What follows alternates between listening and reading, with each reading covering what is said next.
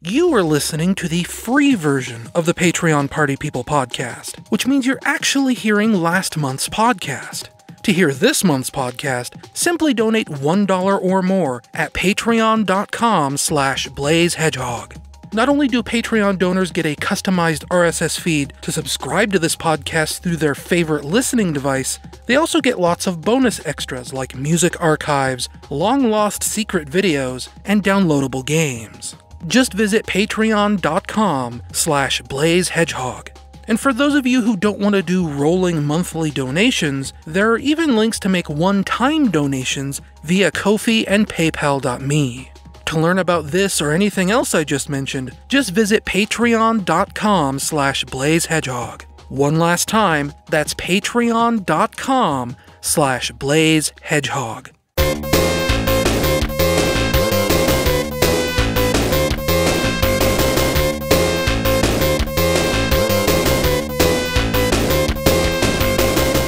Hello and welcome to the September 14th edition of the Patreon Party People podcast, and I totally looked today's date up like 10 seconds before I said that, and it instantly escaped from my brain. I am, of course, your host, Ryan Bloom. I think I'm just going to be alone by myself this podcast, no particular reason. Like, last month's guest podcast actually went really well, as the first guest podcast actually did as well, and my cousin Matt, who was on last month, said, yeah, you know, I could see myself being on every month, and I thought about that, and I thought, yeah, I wouldn't have a problem having him on every month. And then for some reason, here I am doing the podcast by myself, even though I am saying all this to you as my cousin is sitting active in Discord right now. I could just bring him on. But I'm also recording this in a little bit of a weird way. As usual, like, you know, for months now, I have been tweaking my setup, trying to find optimal sound settings. I am once again back in the closet. This time I have built, like, an actual makeshift recording studio. The microphone is, we'll say, like, proper microphone distance from my face right now. I'm using the mic box that I got for my birthday, but it is stacked on top of boxes, and then the boxes are like slanted a little bit so that I am about 3 inches from the microphone, because doing a test recording, I found that, like, if I leaned all the way back here, you can hear a lot of reverb from the closet. But if I get real close into the microphone like this, to where I'm actually, like, my face is almost inside this box, then it actually sounds really good. Like, that's the whole point of this soundproofing microphone recording box, is that it traps all the sound in there and it kills all the reverb. But it doesn't kill the reverb if my voice actually has a chance to, like, bounce off the walls and everything. So it's best if I get as close to the microphone as possible, which is, you know, how they do it in recording studios. So as long as I have this bizarre setup where I'm sticking my face inside the box, it's actually pretty comfortable. And, like, when I say it like that, it sounds like a bad thing. I actually really do prefer this, because it does sound very nice. And I said this, I don't know if it was last month or the month before, but I really love this soundproofing box that I got for my birthday. So, like, this is probably how I'm going to be recording all my future videos, is in this weird sort of closet recording studio. Mainly I like to be in this closet because it cuts down on outside noise. I know you guys don't really hear much, bleed through, like, stuff from outside my window doesn't really get picked up on the microphone or anything like that, but it's still a concern for me. It's one of those things where if I can hear it, then I always worry that you guys can hear it, and that's not always true, but that always just puts that worry in the back of my mind. So being in the closet cuts down on that, because it adds, you know, an extra wall for sound dampening purposes. So, you know, this is probably the setup that you're listening to right now, that all my future videos are going to be recorded on. To, like, I guess update you guys, you know, usual stuff, update you guys on what I'm doing.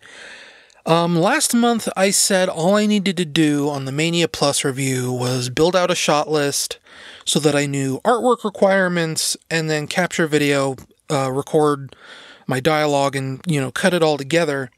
It has been a fairly busy month. I initially wrote in my notes here, that it wasn't actually that busy, but then we have a fairly big podcast ahead of us. So it has been a pretty big, busy month. I did manage to get the shot list all written out, figured out my artwork requirements. I think it's 3 or 4 pictures, so it's not really like I'm going to be spending, weeks and weeks and weeks drawing and coloring artwork for the Mania Plus video review. But I am, there is going to be artwork. It's just not tons. But all that had to be cut short. I was just actually really getting into gear on producing the Mania Plus video review when the elephant in the room dropped. And that was Sage 2018, the Sonic Amateur Games Expo, which, as you know, I've been reviewing games for that, fan games, every year since I signed up for TSSE, signed on to TSSE in 2008, I think was my first year. So I've been working there, literally a decade. And then there was this thing where usually I share review duties. It's been that way. I don't actually know how long it's been that I've been sharing review duties. I know that when I first started at TSSE, I was reviewing everything by myself. And then at some point, we'll say in the last 5 or 6 years, maybe, that has changed to where now I share review duties with someone else. And I think that's probably because I was starting to slip a little bit, or maybe Tristan just wanted to not bog me down with so much work. But last year we were covering Comic-Con, which ran concurrently with Sage. And the person that I've been sharing review duties with, Lewis, I'm not even going to try and say his last name because I would feel rude. But Lou was, on the show floor at Comic-Con shooting video, doing interviews, looking at pop culture things, whatever they do at Comic-Con. I've actually never been to a Comic-Con. But what that ultimately meant is that last year I had to do all the Sage reviews by myself. And that wasn't a big deal. Normally I relish the challenge. There's never usually more than, say, at maximum 35, maybe 40 games at Sage, which breaks down to maybe 5 or 6 a day. So it's never really been that big of a deal to handle all the Sage reviews by myself. And last year I loved it. It was normally, one of the weird things I'm finding out about myself is that when I would share review duties with Lou, I'd use that as an excuse to be lazy. I wouldn't, I'd have a whole day buffer between when my review would go up and when I'd have to buckle down and write it. So usually, when I was sharing review duties with Lou, I would procrastinate, and usually write everything out at the last minute, and that's what would go up on TSSE, and usually it was, some years it was getting pretty late. Lou and I would publish articles within an hour of each other because, he'd be on the ball and I'd be lagging behind because, maybe there was something going on in my life at the time. I think the 2012 Sage was a real bumpy ride for me for many different reasons. And when it's just me by myself, I can't slack like that. I'm responsible for articles going up every single day. So it kind of lights a fire under my butt. And I have to buckle down and do it. And, last year I was actually ahead of the game, a big, huge strides were being made. I was queuing up articles 2 days in advance. I was so, ahead of the curve on that stuff. And like I said, that was 35 games last year, maybe 40. And this year, this year, once again, for whatever reason, I had to handle all the reviews by myself. I'm not entirely sure what Lou was doing. Other people at TSSC, like Rybo, they were all busy. They had no capacity to help me. And, I'm thinking like last year, like, yeah, I was ahead of the curve. I was on the ball. I was handling that like a professional. I can handle this year just fine. There's no problem here. And then like 3 days before Sage starts, Tristan emails me and he's like, are you sure you want to handle this by yourself? There's 92 games at Sage this year. And that's 3 times as many as was last year. And what do you say to that? Nobody else is available to handle these reviews. It's just me. So I just dug in my heels and I did it. And what that equaled out to is around 13 games a day, which is a lot. That is a lot of games to be covering by yourself every day for a week straight. But I actually did it.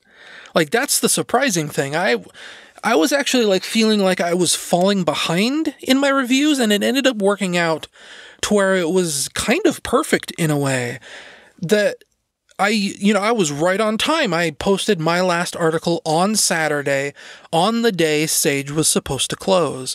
It was closing that evening, and I had my last Saturday article up at like 7 o'clock in the morning on Saturday. And it was like, yeah, wow, that feels really good. I got through a lot of work in this week. But what it basically boiled down to is like, if you do the math on all this, 13 games a day, figure it probably takes me between playing through a Sage demo and then coming up with the words to write about it, it probably takes me between 45 minutes and an hour per game. Now, you multiply that by 13, and we're talking like, 9.5, 10 hours a day just working on Sonic fan games, just writing about Sonic fan games, and like indie games too. There were a lot of indie games at Sage this year. And what that really boils down to is that basically, I'd roll out of bed, I'd eat breakfast, I'd write about Sage games all day, like the entire day, stopping only to go to the bathroom and eat like lunch and dinner, and then I'd finish up my article and instantly go to sleep, only to wake up and do it all the next day. It was crunch time hours, folks. Like doing all the math. I know I said 92 games earlier. What ended up happening is that some of the games ended up getting cut from Sage before the website went up like properly. So at the end of everything, doing the math, I ended up writing about 87 games across 29 pages of text, totaling in 14,000 words in about 7 days. That is like short story in a week sort of writing numbers, and it was hard. Like, obviously I did it. I'm proud of myself for doing it, but it was difficult. It burned me out real hard. It burned me out to the point where when I was writing my podcast notes here, I was thinking, I'll call out some of my favorite games on the podcast. And then I got to that point in the notes where I was going to actually write out which games I thought were interesting so that I could give them a shout out here on the podcast. And it was just like, no. If you guys want to read which games I thought were good, you're going to have to sift through those 29 pages. There will be links to all 7 articles I wrote for TSSE in the podcast description on Patreon. For those of you who are interested in what I had to say about games like, say, Sonic Islands, or the Sonic 06 remake for PC. I actually put a video up about that on my YouTube channel. Games like that's the problem here, right? I looked at so many games in such a compact period of time that unless I actually go through and read my own reviews, they all just kind of blend together in my brain. Like Sonic Islands is the standout thing, because I guess like a lot of people were talking about Sonic Islands at Sage. So I don't really remember anything else. There was like Kyle and Lucy. Kyle and Lucy was all right. Yeah. There was Polyroll, which the only reason I remember Polyroll is because it was the first game on the first day that I wrote about. And like the crazy thing was that like all of that totaled out to like 37 gigabytes of Sage games. Like that. Oh, there was what was that game? Cosmic Ball. That was all right. I'm digging deep in my memories here, folks. But whatever, you can just go read my articles. I worked really hard on them. Go read. Reading is good.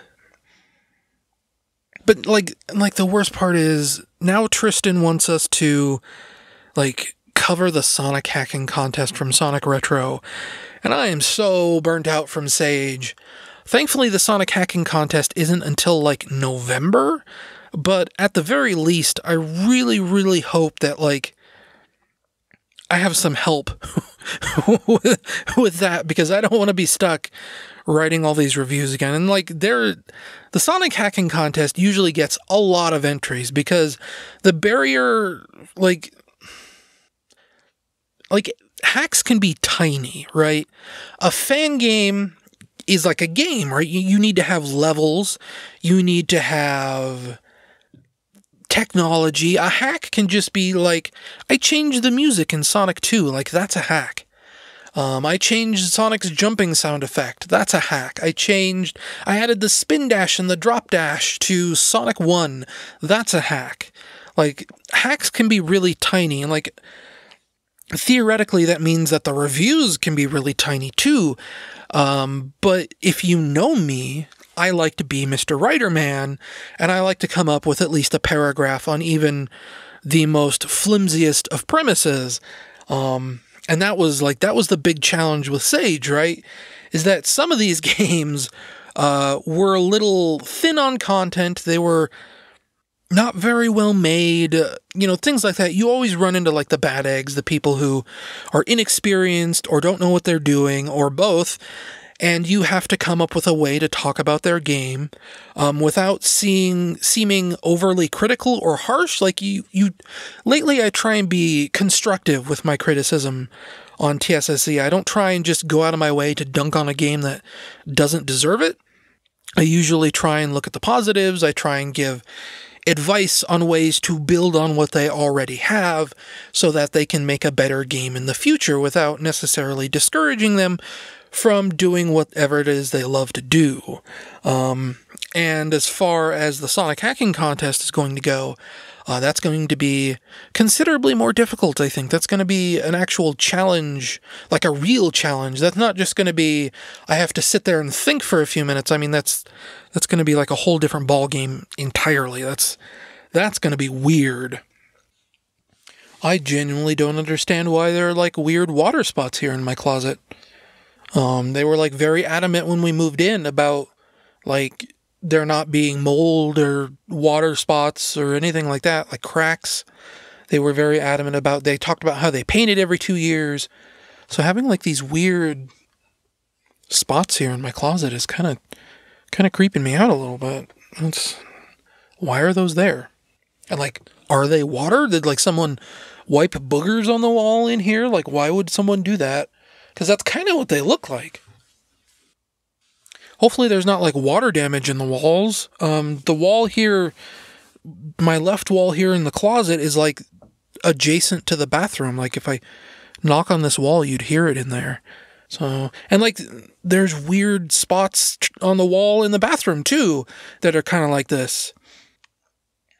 And I always just thought like, maybe it was steam building up from taking a shower or whatever that would like drip down the walls, but now they're here in my closet. That's, but I'm digressing. If you can't tell, like after I ended that segment, I sat here for a minute and I blew my nose.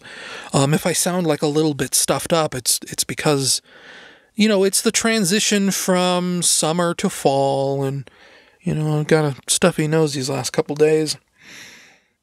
And then, of course, like to get back on track, after Sage directly dovetailed into the 3-day Labor Day weekend. What that meant was that on Sunday and on Monday, I ended up spending all day with my family. On Sunday, my brother took us up to Lake Tahoe. That's like the thing that like only just very recently registered in my brain, is that like I live maybe an hour away from the California state line. Like, you get on the highway and you drive up into Lake Tahoe, and that's like an hour away. Like, it is close, and like it is so beautiful up there. I wish I could live up by Lake Tahoe. Like, you have the mountains everywhere. You have all these like pinewood trees. It is just absolutely gorgeous up there. It is rustic as heck, though. Like, there are no supermarkets. There's no, like, you can't go to Walmart at Lake Tahoe. There is no Walmart up there. It's all just like these corner gas stations and these really touristy restaurants, which is like, that's the point. That's like, it's a tourist trap. We were up in the incline area. Kings Beach is where we ended up spending all of Sunday. Just at the beach. He took us out to eat at this bar and grill called The Grid. We ended up sitting out and watching fireworks over the lake later that night. I got to try out my new camera. It was a nice time for the most part. And then on Monday, like proper Labor Day Monday, I spent all day with my aunt as she held like a barbecue. And what this really like ended up meaning is that I had like this stretch of like 8 or 9 days where I didn't have any time to myself, it felt like. And like, maybe it's selfish of me, but I really value my alone time, the time I have to myself, to my own thoughts. I am a pretty introverted person, if you can't tell. So what this like really ended up meaning is that once I got through Labor Day, once I got through Sage, the tank was empty, let's say. So I needed some time off. So I ended up taking a few days just to rest and relax and recharge, self-care, all that other propaganda people tell you about taking care of yourself. And like, I'm sure that's important. I'm not saying it's unimportant, but when you do things the way I do things, it's hard not to feel guilty about doing it, but it was something I definitely needed. So it was something I did for myself. And I think that brings us to today, really. Let's see, other things that happened this month. I think I might have mentioned this last month, but I got interviewed for a French newspaper called Le Monde. It was about Sage, it was about Sonic fan games, how that relates to Sonic Mania, kind of like things like that. The article actually went up in the middle of Sage. It's called, let's see, like the whole article is in French, but you can like throw it into Google Translate pretty easily. So I think the title of the article was something like, "When There's No Good Sonic Games, Fans Make Their Own," something like that. There will be a link to this article in the video description if you want to go feed it into Google Translate. Maybe I'll like even include a link to Google Translate in the podcast description, just for convenience sake. But if you'd also like to read more about what I said to Le Monde, about more what I said to the author of the article for Le Monde, I think his name is Corentin Lamy, I'm probably not pronouncing that right. When he like gave me an interview, I ended up writing out like 9 or 10 pages in response to him. So after the article went up, after I'd gotten everything sorted out, after Labor Day and everything else, I ended up emailing him back and saying, hey, can I post my raw interview answers up on my Tumblr blog? And, they're up there now if you want to go read them. Again, this will be another link in the podcast description. This will be a big podcast for show notes, let's say. So if you want to read, 10 pages of me talking about why I created Sage, the history of the Sonic Fan Games HQ, what I think makes Sonic unique. That's all there on my Tumblr blog right now. Chances are Patreon subscribers have probably already read it, or at least I'd hope they've read it by now. I'm kidding, of course. But, that's there if you want to read it. I highly advise reading it because it's one of those things that makes me feel like really smart. Like I feel like I gave really good responses to him. Obviously, if they were like 10 pages of text that I wrote for like maybe 8 questions. So, we're talking like I provided him like a page of text per question or more. But yeah, go read it. Like it's not like super important stuff. Obviously, it's Sonic Fan Games. It's Sonic the Hedgehog. It's weird fanboy stuff, but it still makes me feel proud of myself for people thinking I'm important enough to interview, and also just being so eloquent in my responses, I guess. Boy, rare moment of ego from me, folks. Treasure it. I don't often feel proud of myself like this. And then like the weird thing is right before Sage started, obviously, the Shenmue HD collection, Shenmue 1 and 2 came out for all platforms except for the Switch. I think it's like Steam, Xbox One, PS4. I didn't buy it, but what I ended up doing is, like, for a really long time, there's been something coming up in my brain about redoing my old Shenmue video. People have suggested, I think Setsune suggested remastering some of my old video reviews because they're so, like, weirdly dated and everything. And, like, even before he suggested that, for the longest time, I've kind of wanted to do a do-over for my Shenmue video. I think it's like the second or third video review I ever did, and it's kind of terrible. It's like 7 minutes of me just reading bullet points. It's not really much of a review. I just describe the game and then end the video. So that's something like I've really thought about here and there, about going back over, maybe being a little bit more in-depth, a little bit more critical about. And with Shenmue 1 and 2 coming out, the HD versions, it tripped something in my brain where just all of a sudden this Shenmue video script just kind of spilled out in only a few hours. Like it wouldn't be like a super long video, but now I have like this entire script for a Shenmue video if I ever get through all of my other videos, right? So, that's something I did probably like the day before Sage, was bang out this Shenmue script about like the origins of Shenmue and sort of like the justification for why the gameplay is the way it is. Because I was thinking, like, anticipating what people were going to say about Shenmue. All the old complaints about how slow the game is, about having to wait for appointments, things like that. And it all came spilling out everywhere. So, maybe look for a Shenmue video sometime, eventually, in the next 4 years.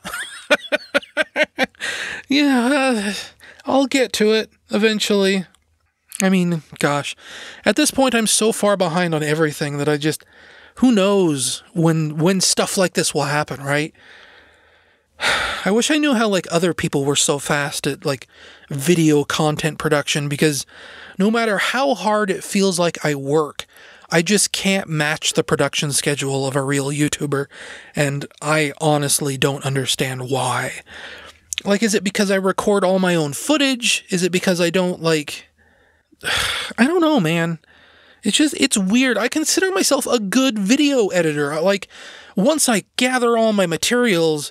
Like, it takes me like 2 or 3 days to cut it all together. I guess, like, that's the thing that takes me the longest, is gathering the materials for the video review. I guess if I, like, more accurately spelled out exactly what footage I needed and where, then maybe my production schedule would be shorter for each video. I don't know. It's food for the future at any rate, anyway. We're going to take a break right now because I need to get a drink and whatever else I do during breaks, like go to the bathroom and rest the old vocal cords, things like that. So here's some music. I'll be back eventually.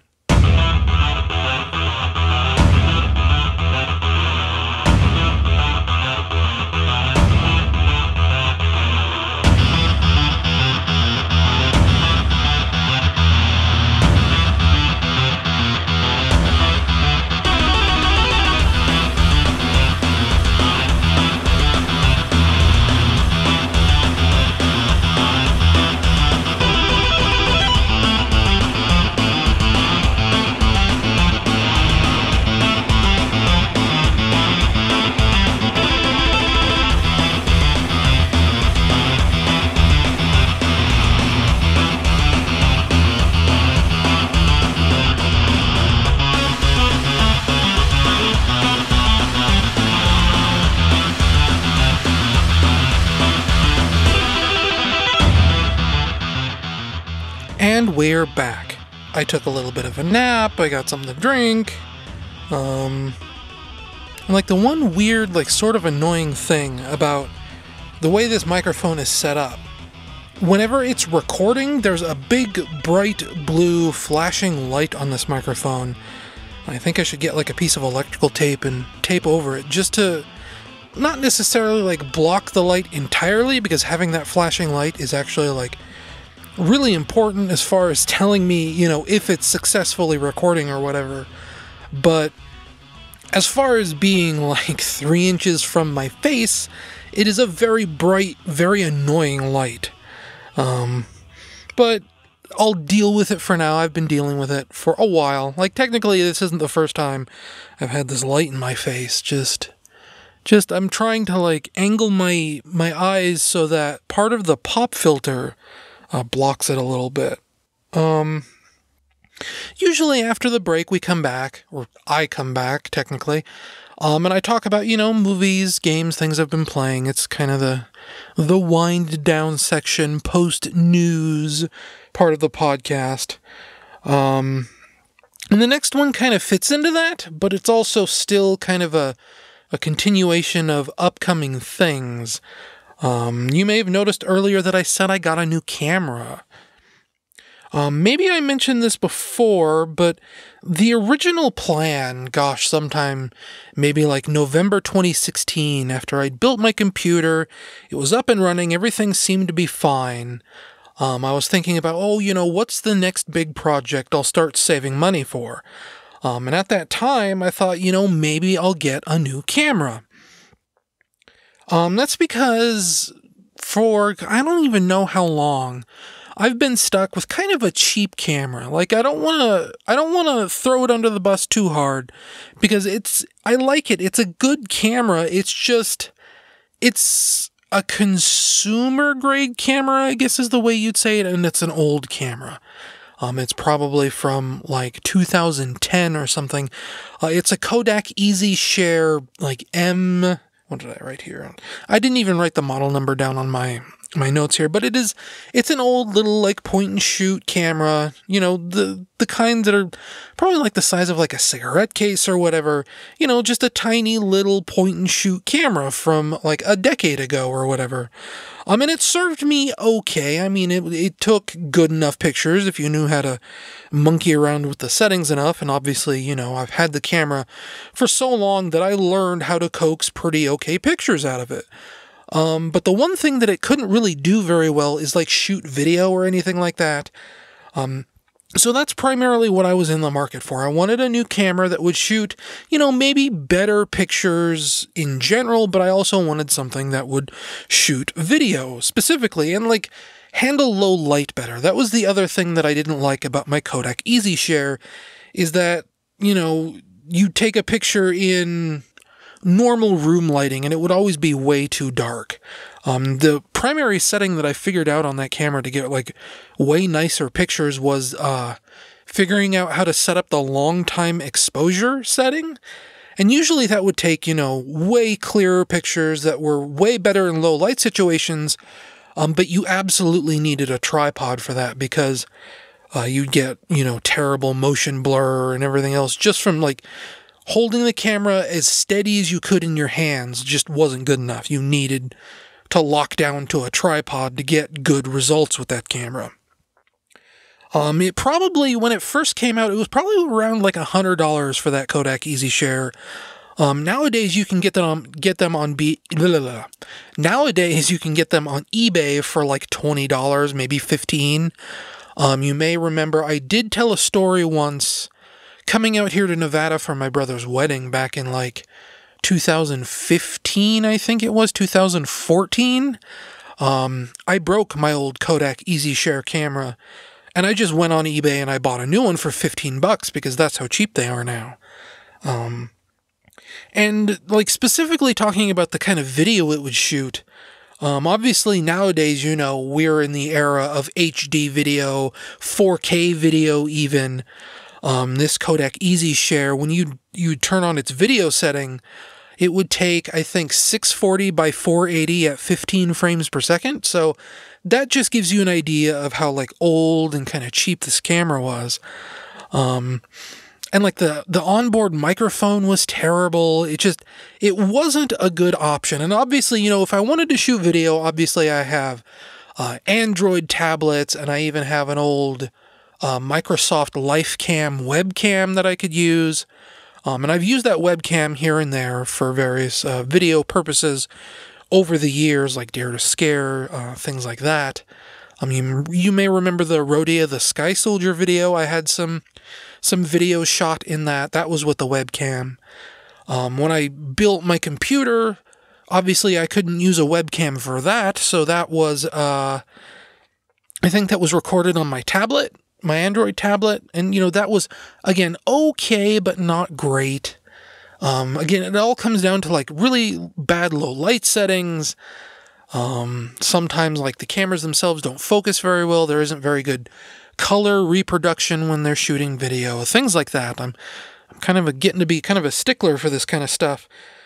So, 2016, I'm thinking, okay, I got the computer out of the way. I can save up for a new camera. And then, of course, January 2017 is when I learned, oh, we're moving to Nevada. So the money I'd been saving up all this time for, computer stuff or whatever, because, like, the other thing I was thinking about at the time was to buy a new graphics card. Actually, now that I'm, like, actually thinking about it. And I ended up actually buying the video card, gosh, it was like May 2017. It was like 2 months before we moved. I ended up buying the GeForce GTX 1060, yeah, the 6 gigabyte version. But even then, I had a lot of money saved up. One of my older YouTube videos had gone viral. So, the money I had been banking on was to buy a camera with. And when we moved, that stopped being an option because then, there was buying furniture, there was help paying for deposits, there was all that fun stuff involved with moving, and it ate up all the money I'd saved up. I probably can't say how much I saved up because there's a YouTube NDA out there. You can't say how much you make.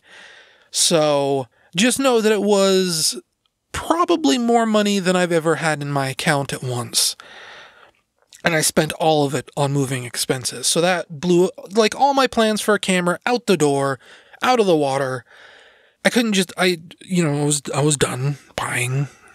I was done planning to buy a camera.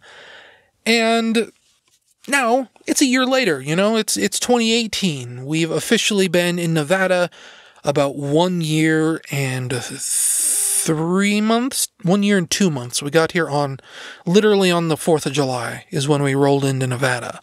So it's been a year, little over a year, almost been a year that we've been in this apartment. It will be 1 year in November. And things have stabilized a little bit. Obviously we're planning on moving probably sometime we'll say January 2019 is probably the earliest we've been thinking about getting out of this apartment and finding something maybe a little bit bigger, maybe a little bit quieter, maybe something on ground floor with, washer and dryer hookups. But that's far away. That's, 2-3 months from now. Can't think about that right now. So here's this narrow window where things have settled down a little bit for me. We've relaxed. We've gotten a little bit cozier. It's time to think about buying a camera again. And my budget had been around under $200. I think the cameras I was looking at, I've had cameras on my Amazon wish list for a few years now. I think a couple of Canon PowerShot cameras have been lurking around on my Amazon wish list for like 6 years now. Like, I've been thinking about a new camera for a while, for a really long while. And, over time, these Canon PowerShot cameras have been coming down in price. I think probably they were originally like $300, $400. And now if you view like the new and used section on Amazon, you can pick them up for around $160, $170. And that was probably around my budget. But the thing to keep in mind here is that, like, I'd ended up asking my friends, what do you guys know about cameras? And a lot of them told me, like, the Canon PowerShots I was looking at, I'd probably be better off just like buying a new phone than buying one of those cameras. A new phone would probably run me about $160 if I got, a contract or whatever. And just, forget about the camera. The new phone will be able to take video just fine. But in that context, I also knew about, how well my Android tablets took video. And it was okay, but it wasn't spectacular. I was really looking for something with, like, low light capability. And that was something I was hoping would be a part of buying a dedicated camera with. But in the end, I actually ended up getting, like, insanely lucky. One of those friends that was giving me advice on cameras sent me a private message, and he was like, "Hey, I have a camera I haven't been using. You can have it if you want." And I think his offer was like $50. The camera he ended up sending me was a camera he said his uncle bought him many, many years ago. I guess it sounded like his uncle was flush with cash or something and was just sort of like tossing around gifts around the family.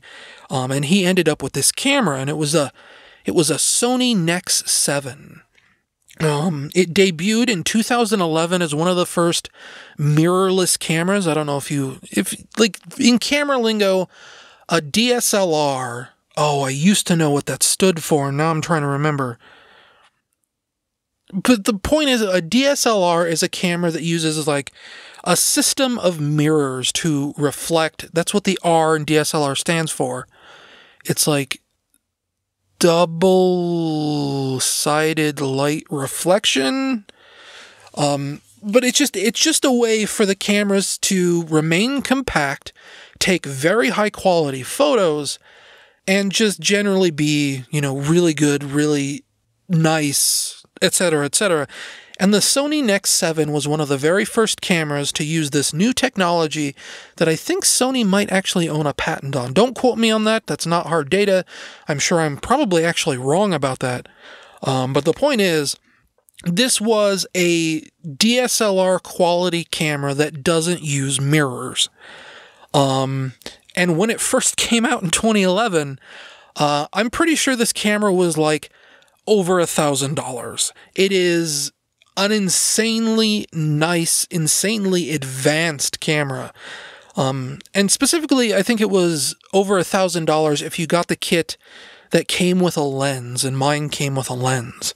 And I say mine because obviously, he wants $50 for this camera, for this $1,200 camera, this super nice Sony Nex 7 camera. Like, even if it is 7 years old at this point, a camera that expensive and that nice blows everything out of the water, in short.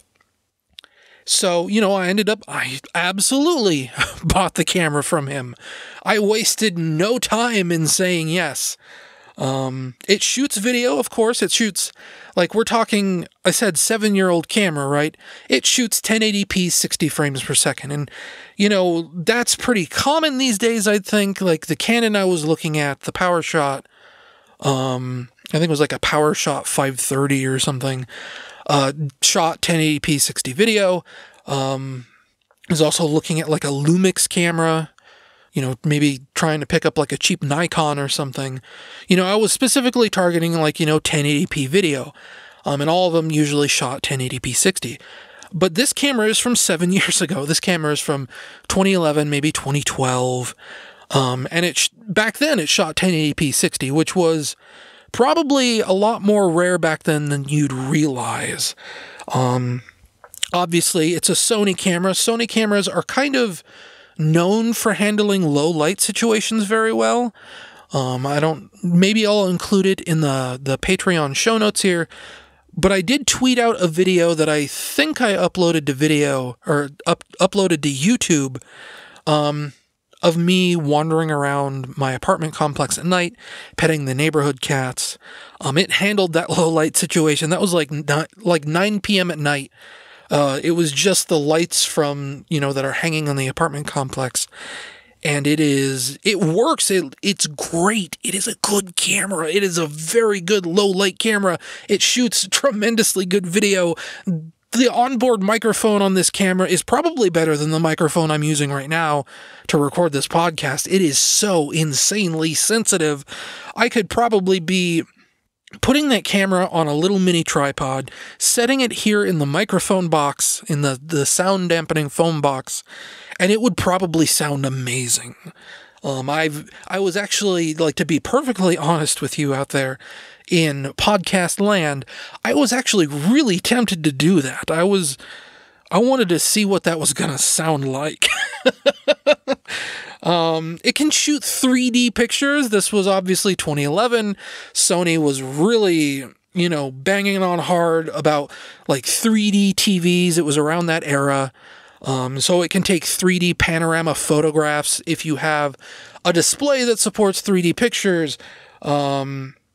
It is just an absolutely stellar, incredible camera that I will probably gush about for the rest of my life. It is probably the nicest thing I will ever own in my entire life. Like, not just, like, obviously it'll be the nicest camera I've ever owned in my entire life, but it will probably be the nicest piece of technology ever in my life. Like, it is so well built. It is just, and he only wanted $50 for it. Like, to be perfect, like, double honesty here, I felt guilty taking this camera for $50. So, in all honesty, I ended up sending him $100. Because I've known this guy, gosh, probably like over a decade at this point. He was an old part of our Left 4 Dead 2 crew. We'd play with him constantly. So, you know, extremely nice camera, extremely low price. He could have eBayed this for at least $400, and he gave it to me for $50, technically $100. You know, thank you, sir. I will love this camera for the rest of my life. Like, the only way, like, there is no way I'm going to get rid of this camera. Ever. This is... I was going to say I would get rid of this camera about the time I had to upgrade to 4K. No. Well, I can't even I'm just falling all over myself about this camera. I cannot envision a world where I do put out 4K videos. Like, that is like 2 or 3 computer upgrades from now, at the very least. And I certainly won't ever shoot 4K video, that's for sure. I will always use this camera until the day it breaks. And like, I say I send him $100, and then you figure like the other setup costs related to this camera. It came with the camera body, it came with the lens, so that right there is, you know, brand new. When it was originally released, that was $1,200. And then I bought a memory card for it, a 200 gigabyte memory card, because I thought I'd need 200 gigabytes with all the video I plan on shooting with this. As it turns out, no, probably not. I put the 200 gigabyte card into this camera, and it said I could take 9,999 pictures and shoot 999 minutes of video, which is, if you're doing the math out there, that means I could shoot 16 hours of continuous uninterrupted footage. So I didn't really need a 200 gigabyte card for this, and that's with all the settings cranked up anyway. But so there was the camera, spent $100 on this camera. There was the memory card, that was about $50. I ended up buying a lens cleaning kit, that was about $8. And then I ended up buying a carrying case, that was about $30. And then, because you need a carrying case, right? If I'm going to be taking this camera with me to places like Lake Tahoe, I don't want to get the lens all scratched up. I don't want it to get banged up in the back of a truck or whatever. I don't want to have it constantly hanging around my neck where it's super heavy, because it's not a light camera, especially with the lens on. So, I had to get whoops, I bumped the microphone box. I had to get a carrying case just for my own peace of mind. And then finally I ended up buying a power adapter for it, which was about $15. It was a third-party power adapter. So all told, between what I spent on the camera and what I spent on accessories for the camera, I did end up spending around what I was originally planning to spend on a Canon PowerShot, which was, 160 up to a maximum comfortable level of, say, around $200. And you add everything together with this Sony Nex 7, and it came out to around $200. So, everything equaled out in the end. I am a little bit worried about it, though, specifically with that power adapter I bought. So, the whole story here is that it has no wall outlet on the camera. It didn't come with a power adapter. There's no place to, plug it into a wall. It's intended to only run on battery, apparently. Which is weird to me, but I guess it's an expensive camera. Sony does sell a power adapter. If you look through the insanely huge 211 page operations manual, they do mention a power adapter.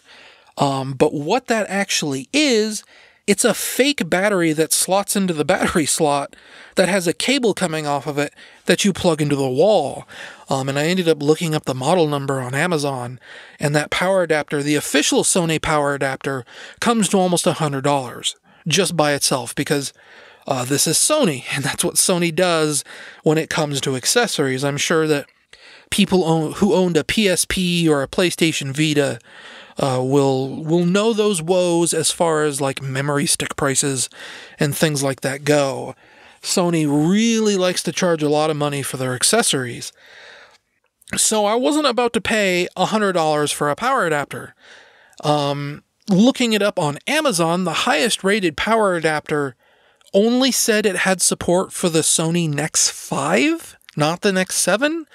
But the thing about the Nex 5 is that its battery is compatible with the Nex 7. So everyone said that, if it works in the Nex 5, if this power adapter works in the Sony Nex 5, then it should work in the Sony Nex 7. But there was no reviews or anything on Amazon that specifically said it worked with the Sony Nex 7. So there is this worry in the back of my mind, this screaming voice that says I shouldn't use this power adapter in a $1,000 camera that I could burn out and kill and do whatever else with. Because it's not officially supported. But my only other options are either to spend $100 on an official Sony power adapter, which feels like highway robbery in every sense of the word, or I just have to make sure that I only have to shoot video in 45-minute segments. Maybe. I don't actually know if it only runs for 45 minutes, but I feel like that's probably around the ballpark of how long this battery would last if I recorded with it. So, I don't know. And part of the reason why I bring up 45 minutes is because, now I have a really nice camera. Now I'm set up to do Dare to Scare again because, I thought about, like, the entire time, like, the whole reason I was thinking about a camera now was actually for Dare to Scare. My Halloween sort of Let's Play series, live game commentary dissection about horror games or whatever. Because in 2016, when I shot those original Dare to Scare videos, I was using my Microsoft LifeCam webcam, which, if you remember properly, had like these weird like video glitches during the video.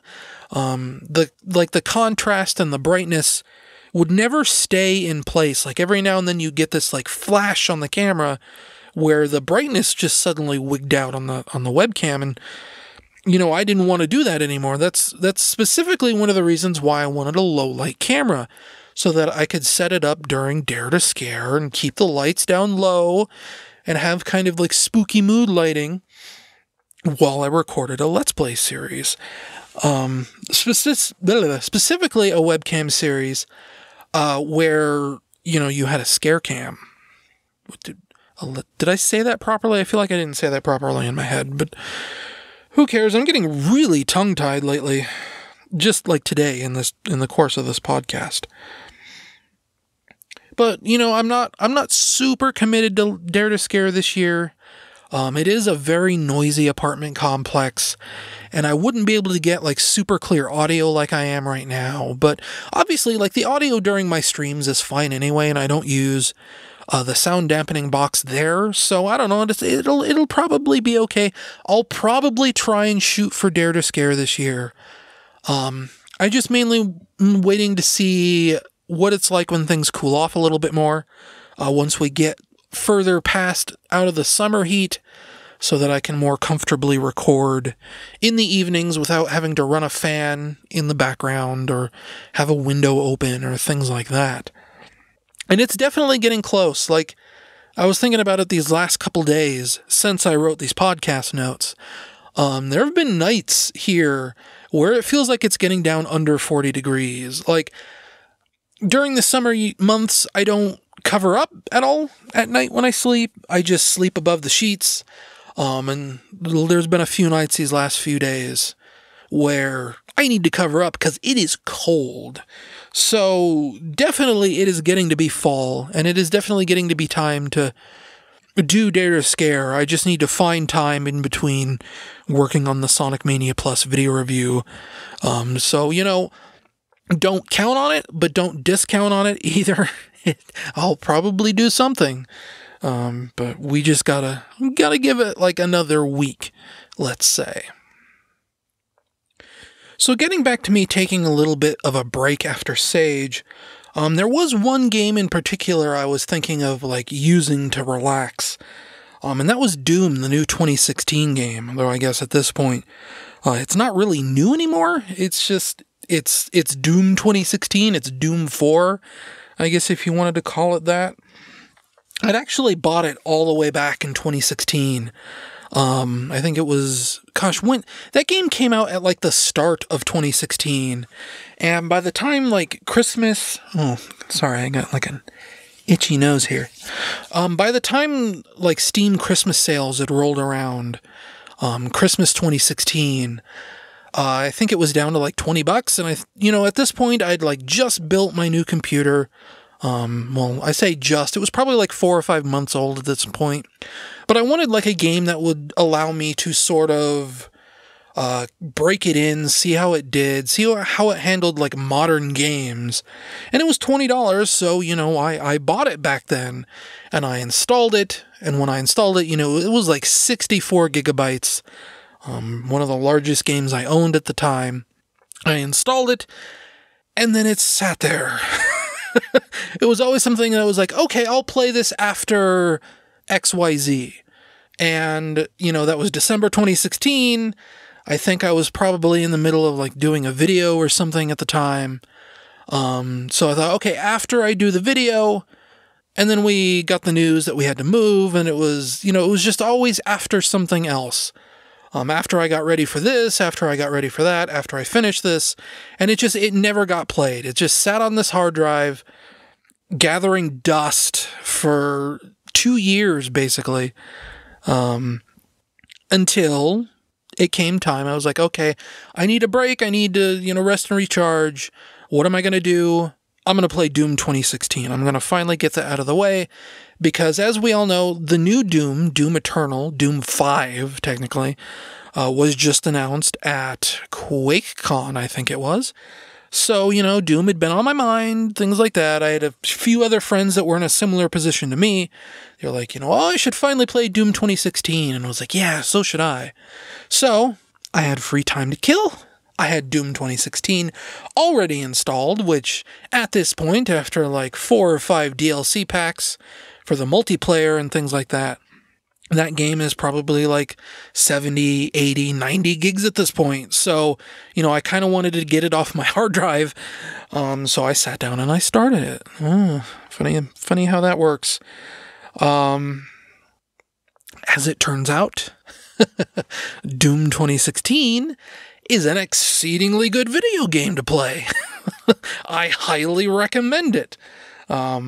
But it doesn't start out very good. Like, if you haven't played Doom 2016 before, and you start playing the game and you find that it's like, it's a little bit dull, I'd say give it an hour or two. Give it like 2 or 3 levels to pick up. Because it does this sort of like weird layering thing. And I guess this is kind of what all video games technically do, but in the case of Doom 2016, I feel like it kind of hurts the experience at first. So the way the game is structured is that it kind of adds new layers as you play. So you start out with just your crappy like pea shooter pistol and you're shooting brain dead zombies. And you go through a couple rooms of that, then you get the shotgun, and then now you're fighting imps and zombies. Okay? Then, we'll say like an hour, maybe not even we'll say like an hour. An hour later, you pick up the plasma rifle, and now you're fighting imps, zombies, and Hell Knights.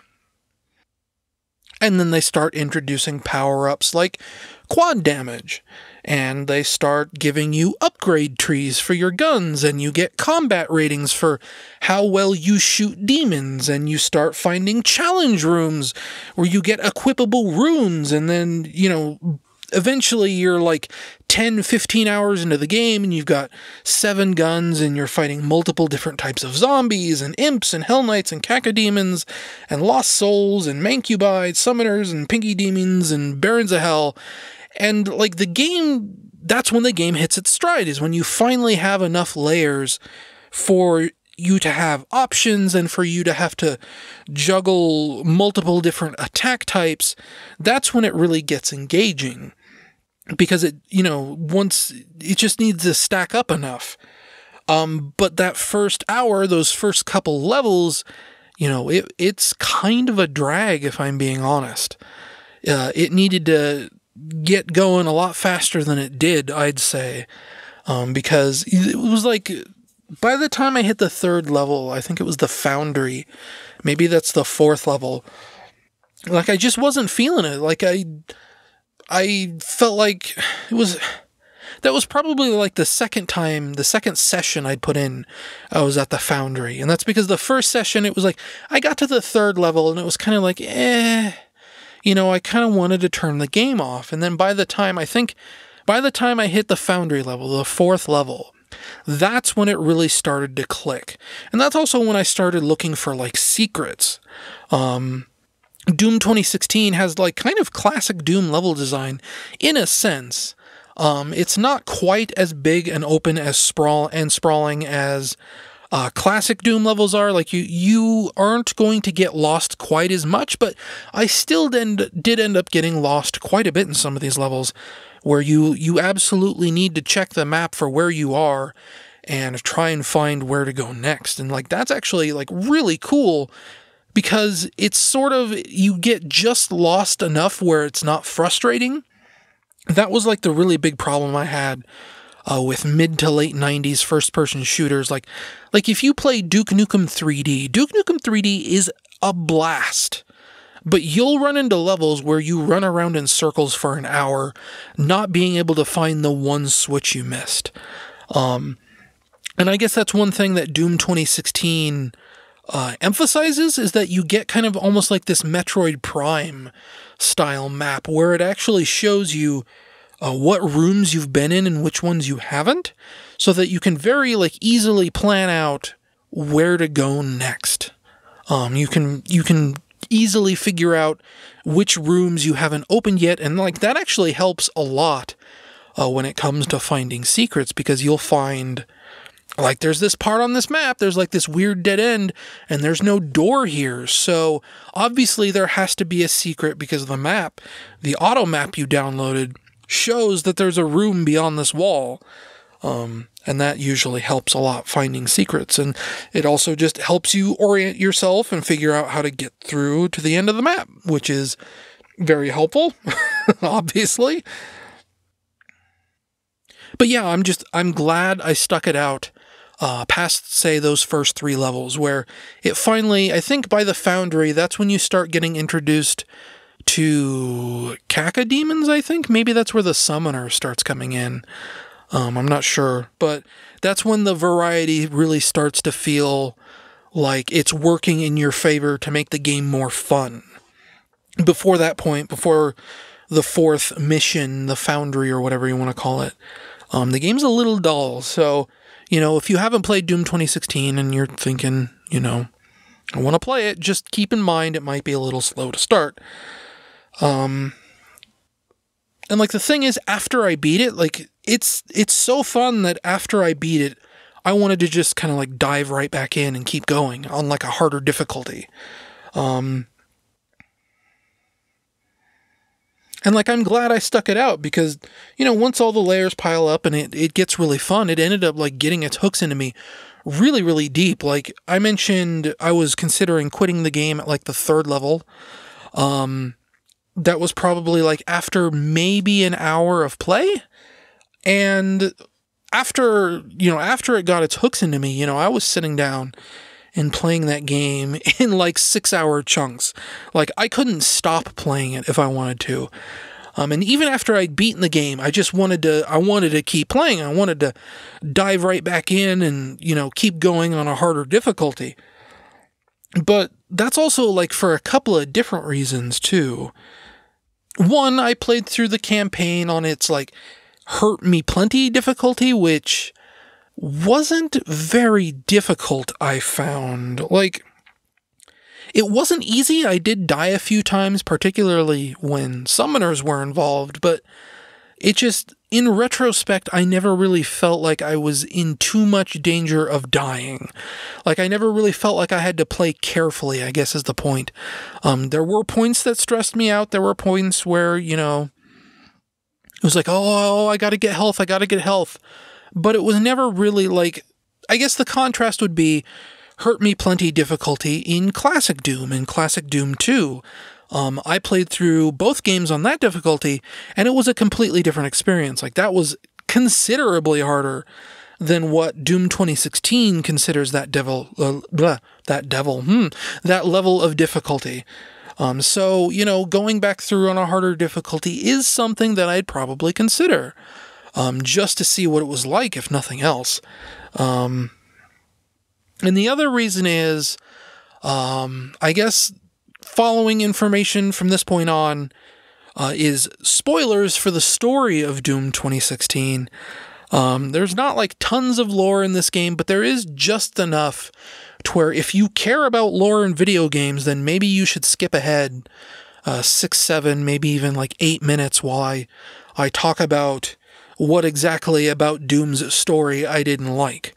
So this is your last warning. I'm specifically drawing out my complaints here to tell you to reach over to your audio playing device and scroll ahead for a few minutes until it sounds like I'm not talking about this game anymore, or not talking about the story anymore, I guess I should say.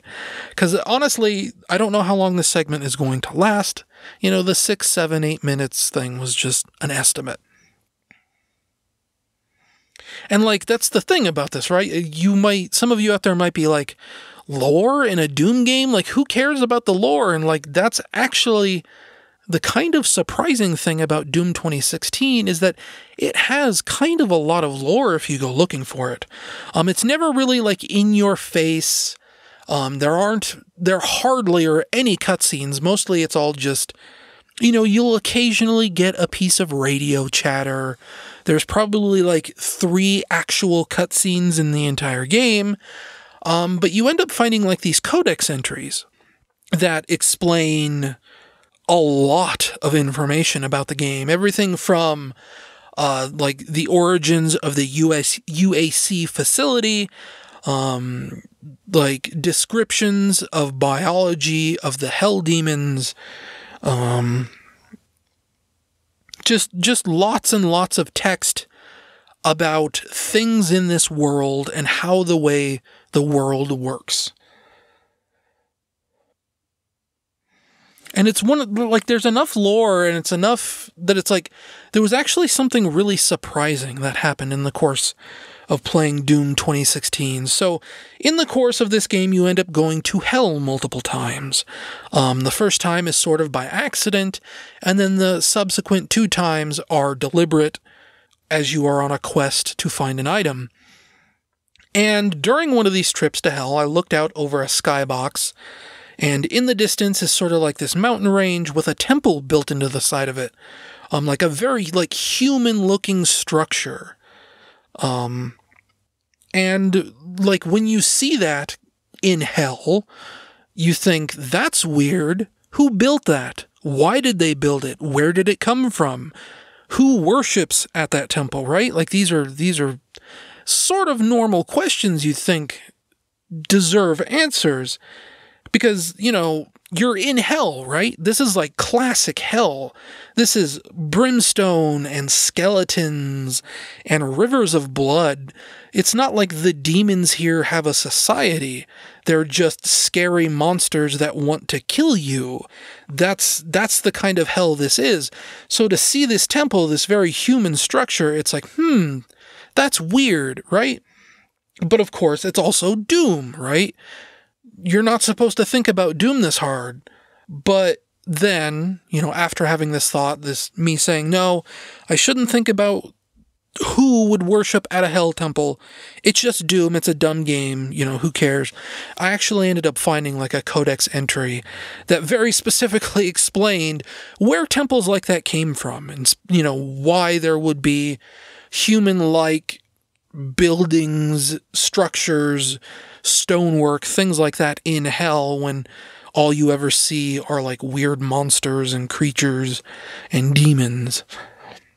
And like the whole thing here is that like that piece of lore, why there was a temple, actually multiple temples in hell, is because according to the game, here, let me read my notes here a little bit. And so the codex entry explaining where this temple came from is that hell is kind of like this pan-dimensional place, like sort of like a dimension into itself where, space and time sort of get warped. And what hell ends up doing is it pulls in like pieces of failed civilizations, and it sort of warps their religions to better suit hell's needs. Like, it takes the spiritual energy, I guess, of these failed civilizations, and it incorporates it into hell, and then sort of twists it to become hellish, I think was the way the codex explained it.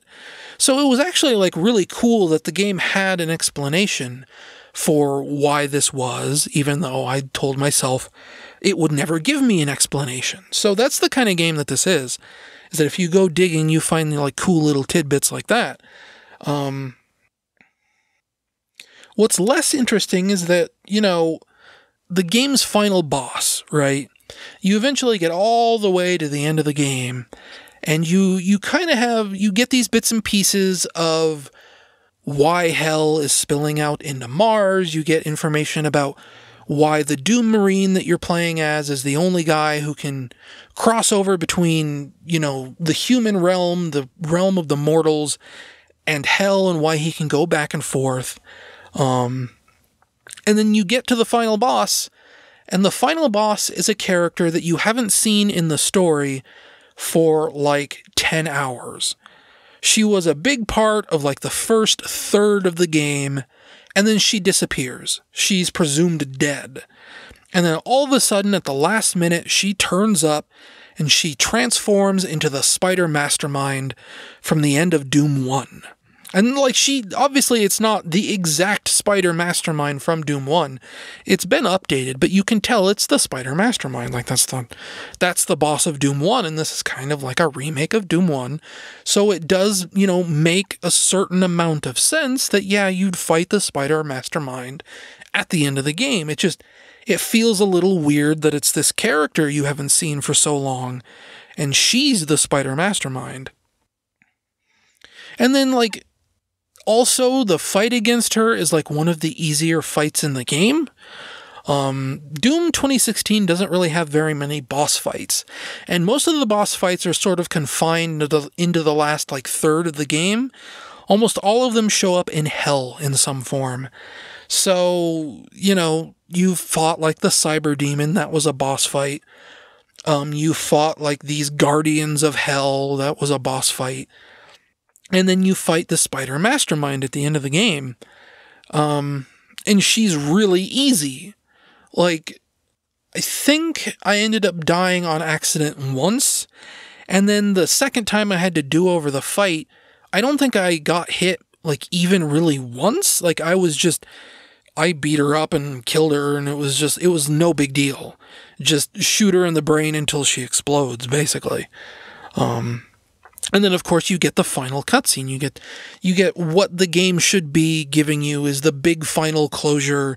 All the questions it's raised. This is it. This is the end. And instead, what you get is like the game patting you on the back and saying, "Thanks for playing. See you in Doom 5." All those loose plot threads that they've been leaving dangling for the entire game, they're left dangling. They don't answer any of them. They just set up for the sequel. That's all they do.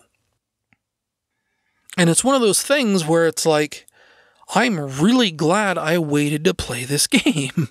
Because if I'd played this back in 2016 when it first came out, I think I'd probably be kind of angry at that ending for just how little it ties up. Because, like... Okay, so loose ends it doesn't tie up. Number one, every time you go to hell, you see like these ghosts of these high-tech knights. Like they're dressed in like armor, but you get up close and you look at their armor and it's sort of like this futuristic armor, but they look like medieval knights. And they're these green ghosts that seem to be on your side, but none of the lore mentions who they are. Nobody mentions who they are. You just see them in the background sometimes, and sometimes they help you out, like they'll point you in the direction you need to keep going or something like that. But otherwise, there's no information on who they are, what they are, where they came from, or anything. And in the context of the game having so many lore dumps for everything else, it seems really, like, genuinely weird that they would have these ghosts and not mention them at all. Who are those guys? I don't know. The game doesn't tell me. And then there's another part, also in hell. There's kind of a funny undercurrent running through the game where everyone in hell is kind of afraid of the Doom Marine. From what I understand, the Doom Marine you're playing as in this video game is the same Doom Marine from the original Doom and Doom 2. And in that context, it's a little bit weird that this is sort of a reboot, because it's also sort of a sequel, because it obviously says, okay, everything in Doom 1, everything in Doom 2, even things in Doom 3 all happened. But also it's a reboot, so everything that happened in those games is also happening again, and nobody in this universe, I guess, is aware that it happened. Like, I guess that's the whole point, is that Doom is like this intersection of all these different timelines, and you're a Doom Marine from a different timeline than the one you've been trapped in, I guess. I don't know. It's like a weird cross-dimensional sort of thing. But you find things like the The Soul Cube from Doom 3. That's just sitting on like a laboratory table somewhere. There are references to Doom 1 and Doom 2, but obviously the Union Aerospace Corporation, UAC, still exists in this universe and isn't evil, even though UAC was evil in Doom 3. It was probably evil in Doom 1 and Doom 2. Things like that. It's said that like the Doom Marine his armor looks millions of years old. It's a weird thing. Anyway, you find something in Hell, or you find like they're like Hell codexes, I guess. They're stories of the Doom Marine as he rips through Hell after the end of Doom 2. Because I guess, if you don't know, like the end of Doom 2, the Doom Marine actually chooses to stay in Hell. He's so angry at all the demons that he chooses to stay in Hell so that he can fight them forever. And you find like these stone tablets in Hell that tell the stories of how the Doom Marine fought in Hell all these, millennia, and how no one could stop him. Hell could throw its biggest, toughest, meanest monsters at him, and he'd just tear through them. And there's even like some implications there that, maybe he had the power of God on his side. It mentions like seraphim angels and whatever that were, feeding him power or whatever. And maybe that's what these Knights guys are. I don't know. Like these are the sort of questions the game raises and then doesn't answer. But you find this entry in Hell. I'm getting there eventually. It's like this, it's a page out of a book, I think it says. And it says like this really old demon book or something. I don't know. And the page is this artwork of the Doom Marine ripping like classic Doom demons in half. Like if you remember the old box art for Doom 1, it had like all those imps on the cover, right? But they were like weird looking imps. They had like horns on their head and these weird faces. Those are the kinds of demons that depicts in this book of the Doom Marine killing. But there's one other element that's a little bit weird about this artwork, and that there's another human in the picture who's standing in the background, this robed figure with like a light shining behind him. And the entry actually mentions that there's this guy there and that nobody knows who this robed figure is. He's apparently not mentioned in any of the other texts that they find in Hell or whatever. And the game never answers who that is. Who is this robed guy? We don't know. And there's a part of me, like deep down inside, that's hoping that's John Romero. Like, how great would it be if you go through this brand new Doom game and you learn that like John Romero has been in Hell this entire time. And he ends up being like the final boss of like Doom Eternal, right? Wouldn't that be like super rad? And having this robed human in Hell, like obviously the final boss of Doom 2 was the severed head of John Romero. He was hidden or whatever, but you could still see it. He was the core of the icon of sin. And part of these codex entries actually mentions the icon of sin as an item or a structure or a creature in the Doom lore. So I was hoping to get answers regarding that, who's this robed guy? Is he John Romero? Is he someone else? You don't get answers about that. I mentioned the Soul Cube from Doom 3. That's sitting on a laboratory table somewhere. It doesn't get mentioned by anything, anyone, anywhere, anytime. It's just, I guess it's probably just an Easter egg if we're being totally honest, but it is a suggestion of a wider narrative that never gets brought up, never gets mentioned, never gets explained. Even like the final moments of the game. So one of the last things you do in Doom 2016 is you power up this MacGuffin called the Crucible. The whole point of the game is that you have this person, gosh, what's her, it's Olivia something.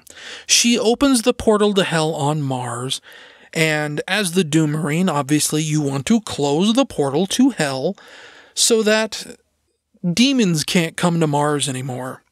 That's obvious. That is a bad thing that you do not want. And there's this other guy, Hayden Pierce, I think. who tells you how to close the portal. And it's through this item they found in their hell books or whatever called the Crucible. And you power up the Crucible and you go to this place in hell called the Well. And you use the Crucible and it closes the portal, and now demons can't get to the mortal world anymore. And what ends up happening is you power up the Crucible, Hayden Pierce pulls you back to Mars, steals the Crucible, and says, "Nah, buddy, your job is done. I can't kill you, but I can send you far, far away where you can't stop me from just leaving the portal to hell open." And he pushes a button or something on this Crucible device, and it turns into a laser sword. And then the game, he pushes another button, and you get teleported, presumably to Earth.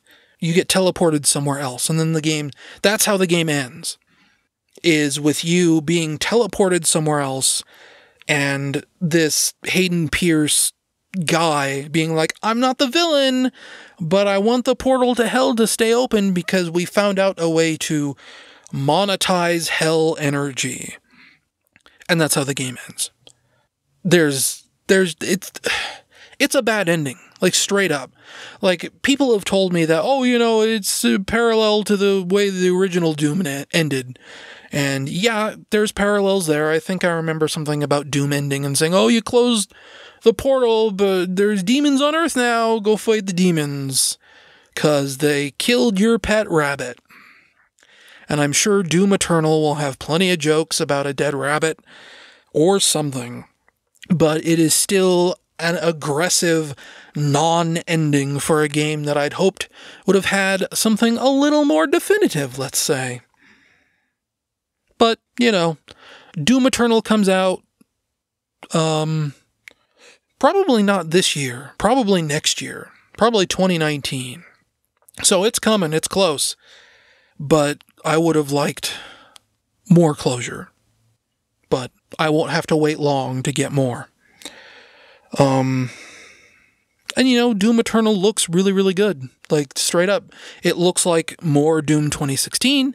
They've showed some monster designs that look absolutely incredible. You have these big hulking, actual Hell Knights. The Hell Knights in Doom 2016 are these kind of weird skull demon things. I mean guys in actual hell armor with battle axes and shotguns.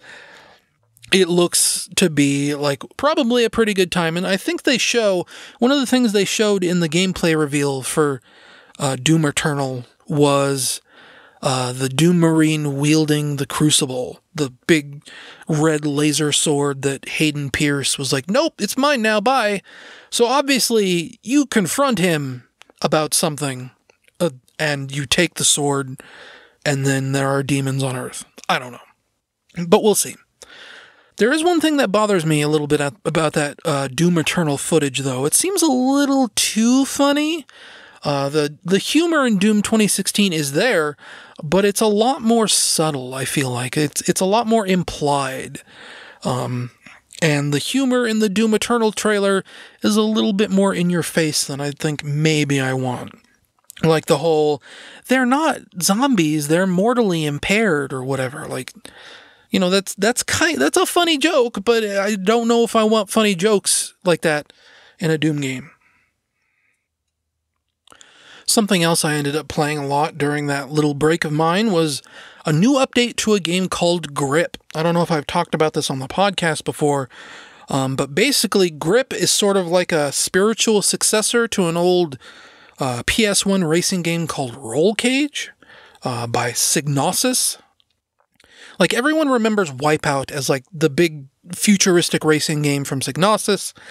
But Roll Cage was sort of their B team, sort of, not even really B team. It was just sort of their alternative to Wipeout. Roll Cage had 2 games, Roll Cage and Roll Cage Stage 2. I own both of them. And then after that, it kind of fell off the face of the planet. Obviously, Wipeout had a really long and storied history. where, they're still making Wipeout games to this day. Like, there's a PS4 Wipeout game, there's a PSVR Wipeout game, there's Wipeout on PSP and Vita. Roll Cage, like, the whole gimmick of Roll Cage is that, I don't know how well this is gonna play, but there were, like, these remote-controlled cars way back in, I think, like, the 90s, where their whole gimmick was that if you flip them over, they'd keep going. Like, they had these really fat tires, and the cars sort of set in the middle of these tires so that, if you flip the car over, it wouldn't land on its roof because there was no roof. You could just flip the car over and keep going. And I think they still kind of sell them. I ended up, like, Googling around a little bit. And I think they're called flippy cars now. You can just Google that. I feel like I can't say Google. Google. Something in the back of my throat that it all runs together in my throat. Anyway, that was Roll Cage's whole thing, is that, you couldn't flip over your car. You'd flip and keep going because you had these big wheels and this tiny little center vehicle. So they build, like, tracks built around this concept where you could, sort of like Sonic the Hedgehog, drive up walls, drive across the ceiling, and just keep going. And if you fell off, you'd flip over and it wouldn't be a big deal. You wouldn't land on a roof. You'd just land on your tires again and keep driving. I actually have a video of Roll Cage up on my YouTube channel. That'll probably be yet another link that I'll put in the podcast description. It's sort of like a music video, set to a song from, like, Sega's Ollie King arcade game. So, over the years, as Roll Cage started to get forgotten, it had, like, back in the day, it had, like, a PC port, it had all this, it had, like, typical stuff. It wasn't, like, necessarily a PlayStation exclusive. That's actually, like, the big thing here is that Psygnosis used to originally be a third-party developer. There are Wipeout games on the Sega Saturn, on the Nintendo 64. Sony didn't buy them until, like, later, like, around the PS3 era was when Psygnosis, whatever, became, like, an actual internal Sony team. But, as the years piled on, a coder that originally worked on Roll Cage way back in the day took the PC port and sort of spruced it up a little bit. He added, like, modern high-def resolution support. He added better controller support that automatically detects and configures for, like, Xbox 360 controllers. He added, like, all these, like, very slight new graphics effects, like motion blur and things like that. And he released this enhanced port of Roll Cage called Roll Cage Redux. Or I guess if you say it properly, it's Roll Cage Redo. And that's out there right now if you want to go download it. Like, it's the whole game hosted on his own personal website, with all the bonus features, all the, it's the whole game. It's the whole thing, all the enhancements he did for it. Just punch in Roll Cage Redux into Google or look in the podcast show notes and I'll link it there. But since he went through the trouble of fixing the game up, there was always this question of, like, oh, well, what if you could sell Roll Cage on Steam, like what Night Dive Studios has done with Turok and now, I guess, Forsaken, right? They go through these old PC ports, they fix them up, and they release them on Steam for money. So, do the same with Roll Cage, right? Unfortunately, we circle back around to the fact that now Sony owns Psygnosis. And the only thing that Sony apparently was interested in doing was squatting on the Roll Cage license. They didn't want to, update and release it for the PC or anything like that. So, this version of Roll Cage Redux kind of just sat on this guy's website and collected dust. And, I'd very much recommend checking out Roll Cage Redux if you get the chance, because it is a fun time. It's probably up there with some of my favorite racing games. Maybe not of all time, but, it's a game that I go back to a fair amount, let's say. And this is where grip comes in. Obviously, Roll Cage is a dead franchise for most intents and purposes. Sony doesn't want to do anything with it, even though some of the developers do want Roll Cage to come back.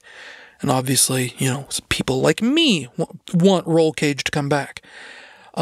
So, all these former Roll Cage developers that did not move on to work for Sony or quit Psygnosis over the years for whatever reason, they banded together to create a game called Grip.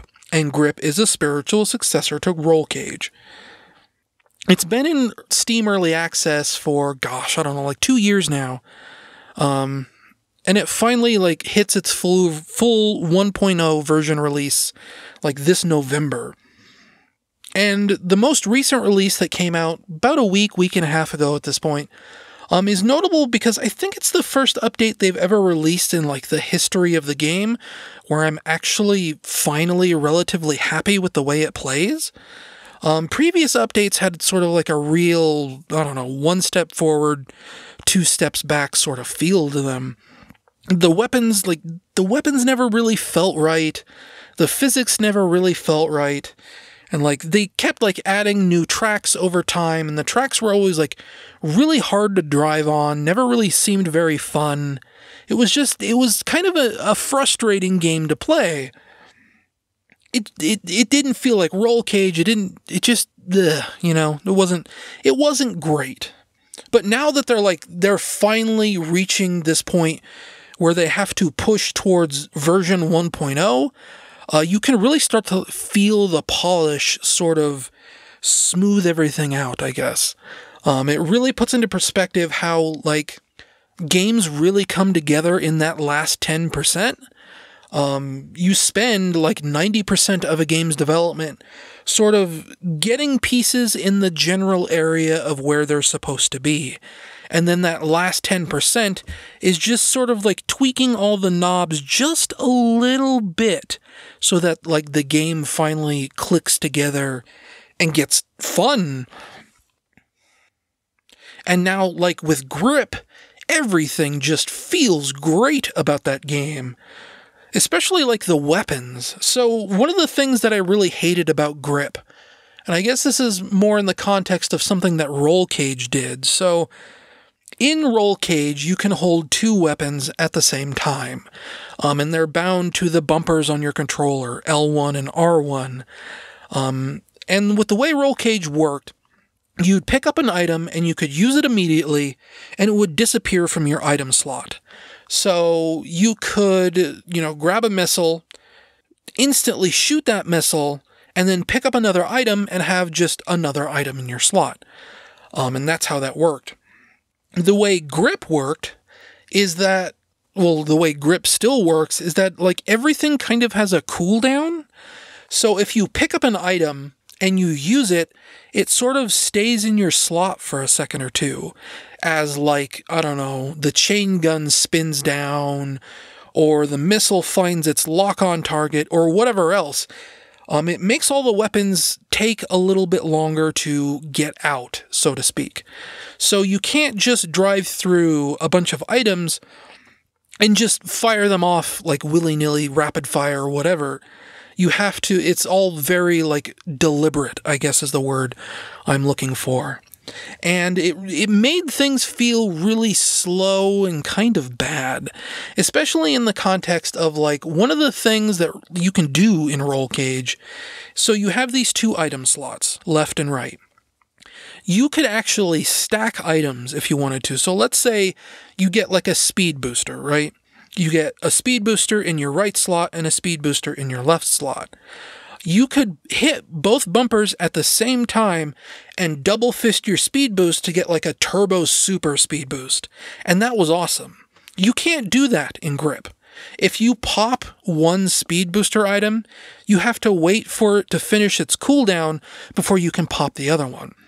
And what this new update adds, I think it's this new update, I don't remember if it's been in there or not, but it's something I only discovered recently in this update. You can now feed items to other items. So let's say I have a speed booster in my right slot and I have a missile in my left slot. if I press and hold the right bumper, I will feed the missile to the speed booster and get a more powerful version of the speed booster, which fixes the problem I had where you couldn't get, like, you couldn't double fist weapons to get more powerful versions of them. Now you feed weapons to other weapons and you get more powerful versions.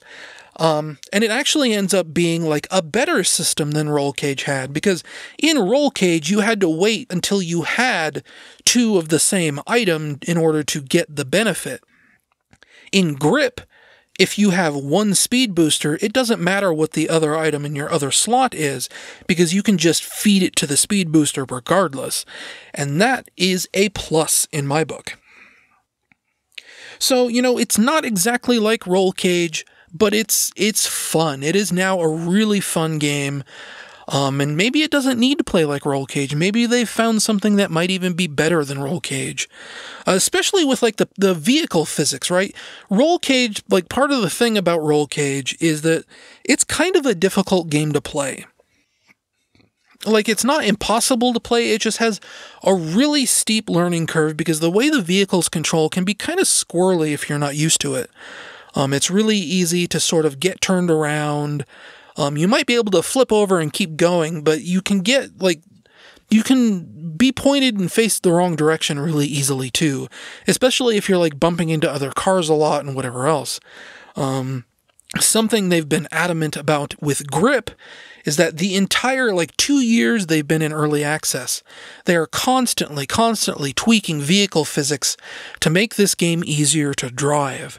And now they're getting to a point where it's like, it is really, really good feeling. It's a really good feeling game to drive now. Like, I'm stunned at how well I can maneuver my vehicle now to avoid, like, wrecks or weapons or whatever else. I hardly ever need to use the reset button anymore. And Roll Cage was the sort of game where you always kind of needed one finger on the reset button. Because it was so easy to get turned around. So, Grip, look for it. It's getting to be a pretty good game. I'm getting real excited for the final 1.0 release, which I think, as I said, might be November. It's coming out on all the consoles soon. As I said earlier, it's been on Steam for almost 2 years now. But the console versions will be the final version of the game, and I think it's coming out on Xbox One, PS4, and Switch. And obviously, if you want it on PC, it's good there too. The only complaint I think I have now about Grip is that there just aren't really enough tracks. Roll Cage was like a surprisingly big game as far as tracks go. I think it had like 15 or 20 different tracks to race on. There were a lot. And with Grip, I think they have maybe 8 tracks, maybe less than that. And they do try and spruce things up quite a bit with like mirror modes and reverse modes, different times of day, different weather conditions, things like that. Anything to make the content they already have feel new and fresh and put into a different context. But I want more tracks now. I want, double everything. Give me more. I want more Grip. And obviously, that opens the door where if the game is successful, then they can just, pump out all kinds of DLC and whatever, and that's fine. Obviously, I think the original Roll Cage was a full-price PlayStation game, so that was probably about $40. I think Grip is probably $20, so, there is a little bit of a headroom there for them to be able to charge for DLC in the future. So, we'll see what's up. I hope they announce DLC for it, because I want more. I want more of this game. Straight up. That's the long and short of it. It plays well enough that I want more tracks. I also played the Mega Man 11 demo, which was, it was fine, I guess. It was nothing really like dramatically wrong, nothing really, well, I don't want to say it's not outstanding. I think it looks nice, it plays nice. It plays better than Mega Man 8 at the very least. It plays a lot more like a classic Mega Man game should. There are some, stupid mistakes. No, I'm reading my notes wrong. I made some stupid mistakes. That's actually what my notes here say. I played on, the casual difficulty, which is, that sounds bad, but the description for it was for players who haven't played Mega Man in a while. And, that sounded like me, so I just started it on casual mode. I died a few times to some dumb mistakes, but it wasn't super difficult or anything like that. So I don't know. I kind of want to go back through on a harder difficulty and see if anything changes or whatever. The cool new thing about Mega Man 11 is the gear abilities, obviously. One gear gives you a stronger shot, and the other gear gives you the ability to slow down time. And slowing down time is an incredibly smart thing to put in a Mega Man game, I think. Because I really think the whole difficulty of a Mega Man game comes from sort of how quickly you can react to what's coming at you. So the idea that you can just slow down time, maybe think through your actions a little more closely. I mean, especially slowing down time for a vanishing block puzzle sounds absolutely incredible to me. That's the thing that always turns me off of classic Mega Man games, is right around the time they ask you to do a vanishing block puzzle. That's when I go, nope, no thank you, that's not what I'm here for. And that's usually when I turn the game off, because I have no patience for those vanishing block puzzles. But if I could slow down time, really get, a chance to not get so frustrated by missing a platform by a fourth of a second, that sounds a lot more enjoyable to me than maybe any other Mega Man game has ever been in its entire franchise history. The only other real complaint I'd have, and I guess this is something that I've heard from other people too, the one Robot Master you're given in this demo is Blockman. And about halfway through the fight, he sort of transforms into this much bigger version of himself, almost like a yellow devil. And he kind of goes on a rampage, and you're supposed to shoot the jewel in his chest to get him to change back to his normal form. But it's really easy to sort of get trapped in a corner with him, where all he'll do is punch you to death, and you can't really avoid his attacks very well, because he's the size of the entire screen. And the game isn't really clear when it's okay to run between his legs or not, because there are apparently scenarios where you can run through his legs and not take damage, but there are also a lot of scenarios where trying to run through his legs will make you take damage. So there are a lot of things in that regard that could be a lot clearer. I didn't die during the boss because, as I said earlier, I was playing on casual mode. I had an E-tank with me. I was able to just kind of, take the damage and kill him anyway, but it's one of those things where, the sign of a good game like that is that you can beat bosses without taking damage, and that doesn't seem like it's possible with this guy right now. So maybe there's a secret thing that people haven't figured out with Blockman. Maybe it needs to be tweaked a little bit more before the game comes out. It's probably out this holiday, but, it was fine. I enjoyed it. I'm actually maybe a little bit interested in buying Mega Man 11. I think the last Mega Man game I bought was Mega Man 8. And Mega Man 8 isn't really a great game. It's not terrible. I mean, it has its moments. I really like the soundtrack in Mega Man 8. But most of Mega Man 8 isn't really considered one of the best Mega Man games out there.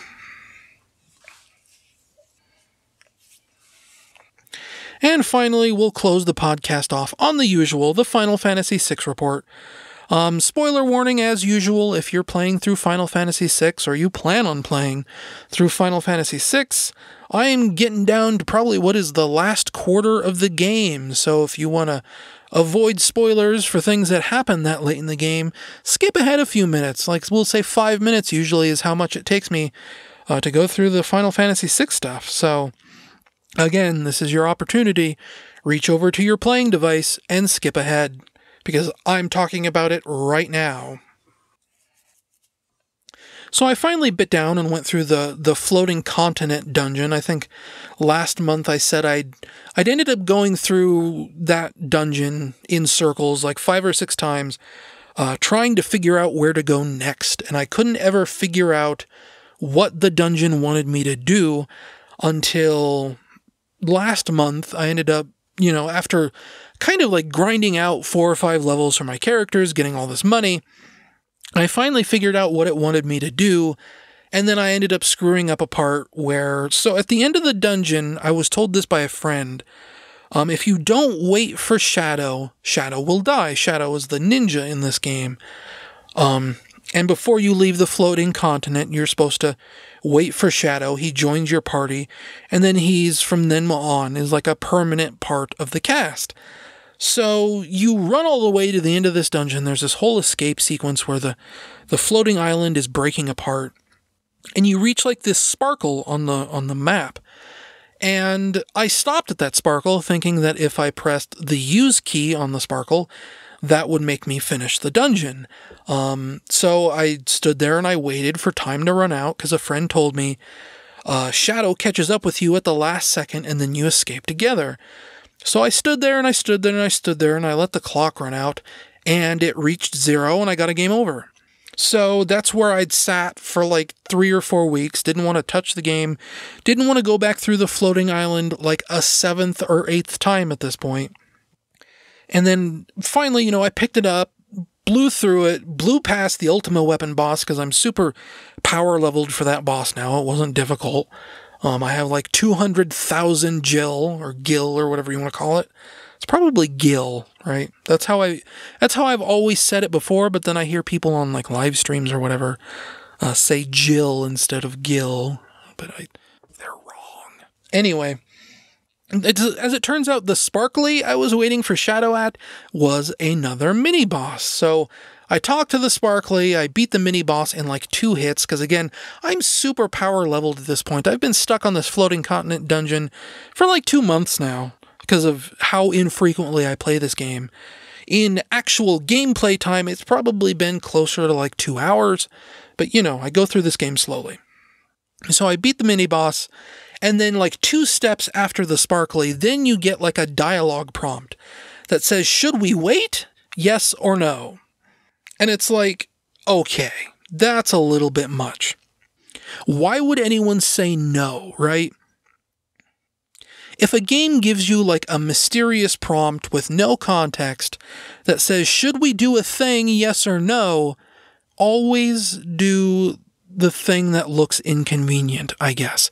Like that is video game playing 101. If the game draws your attention to something that looks pointless, there will always be something to make it worth it. Like, if you see a dead end and you think, oh, dead end, there's nothing down there, there's always something at the dead end. Always check all dead ends. So it's one of those things where it's like, I didn't even need my friend to tell me that's how you get Shadow back, because I would have just waited anyway, just to see what would happen. So now I'm in that game's post-apocalypse. Kefka, the big clown evil boss guy, has been up on his tower, whatever, shining the light of judgment across the land, burning cities, and etc., etc.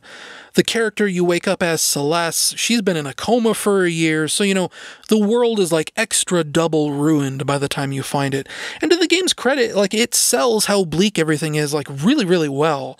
The party is scattered, Celeste is alone. The only person she has to talk to is, like, the old scientist Sid, and he's sick and dying. The world map is just in tatters. Most of it's like a smoking crater. Entire towns have been erased. It's just a really bad time, and it's like, it generally feels like, oh my gosh, this is the end of the world. And, well done on that point. And for the record, like, at this point in the game, when you wake up as Celeste, Sid's like, oh, I'm sick, I'm dying, the world's coming to an end. It's a bad scene, I don't think I'm going to live through this. And you get the option to save his life if you really want to. It's not like super obvious how you do it, but if you know how to do it, then you can do it. And I ended up saving Sid's life. What you have to do is you have to go down to this lake, gather up fish, and then feed the fish to Sid. The more fish you feed to him, the more healthier fish, because you can tell like whether or not a fish is healthy or not by how fast it's swimming. So you wade into this river, you grab a healthy fish, you feed it to Sid, and he says, "Oh, I'm feeling a little bit better." And you have to do this over and over and over and over and over again.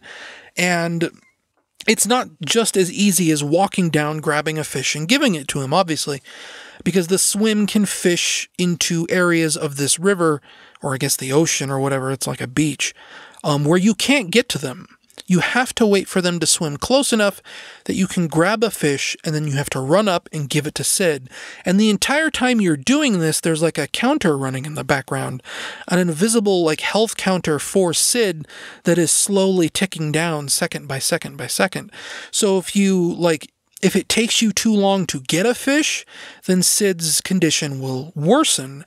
So what I ended up doing is equipping 2 pairs of sprint shoes, which double your walking speed on the overworld. So I'd rush down to the river or the ocean or whatever, try and grab the healthiest fish I could find, rush all the way back to the shack where Sid was taking care of Celeste while she was in the coma, and then giving the fish to Sid. And it took like a half an hour of doing this, of just going back and forth, get fish, stuff fish into Sid's face, run back down, get more fish. And sometimes you go down there and the lake or the river or whatever it is empty. There's no fish. So you have to run all the way back, talk to Sid, tell him there was no fish or whatever, run back down, see if there's fish, get the healthiest fish you can find, run back up, give him the fish, do this over and over and over and over and over and over and over again. And sometimes you reach these like bad luck stints where there's no healthy fish, or there's no fish at all, and Sid's condition is just getting worse and worse and worse. And, this old guy is about to die. And finally, after 30 minutes of dealing with this system of fishing and giving him fish, he finally got nursed all the way back to health, and he was like, "Thank you, Celeste, for saving my life." And then I checked in with a friend, and I told him, "Hey, I saved Sid's life." And he laughs, and he goes, "Ha! That doesn't do anything." So I spent a half an hour saving this old man's life, and I don't get any items, I don't get any experience, I don't get any money. I just get the well-being of knowing that I saved an old man's life, I guess. But that's basically where I am at the game, where I am in the game. I just got Sabin, so now I'm rolling around as a party of 2. We went far east to a town that got wiped off the map by Kefka. Tara was there. She takes care of orphans from that village now. And she got sort of like this thing happened to her that seems to be like a common Japanese trope, where now she thinks of herself as kind of a mother to these orphans, and that means that all of a sudden her motherly energies have overwritten her ability to fight, to be a warrior. So now she's useless. She doesn't want to fight anymore. She just wants to be a mother, which is unfortunate on more than one level. And now I've gone all the way back west and a little bit north to a town where I've met a guy called Gerard, who is obviously just Edgar, King Edgar, but they changed the color palette on his sprite so that he looks a little bit different. Obviously, it's Edgar in disguise. I think I ended up reading in a FAQ when trying to figure out what to do next, that Gerard is an anagram for Edgar. So obviously, the characters, Celeste keeps saying, "You're Edgar, right?" And Gerard responds, "I don't know who that is. You must be mistaken, my lady." And he's talking like Edgar, and obviously it's Edgar in a disguise. There's this whole plot line going around now about Figaro's prisons being broken during the apocalypse and all the thieves escaping, and now those thieves are all the thieves are being run by Gerard. So obviously what he's planning on doing is leading all the thieves back into Figaro so he can lock them all back up again. So, I don't know that for certain, but obviously that feels like where the plot's going. That's what I have to do next, is get down back into Figaro, join back up with Gerard, and see what he's doing with the thieves. So that'll be something we'll check in with next month, and that is, as they say, a podcast. So I will see you guys next month. It will be spooky October times. Maybe by then we'll end up having started Dare to Scare. I should probably get on that sooner rather than later, so that just in case anything comes up between now and then, I will be ready for it. So we'll see then, I'll see you then, we'll see everything then. Goodbye.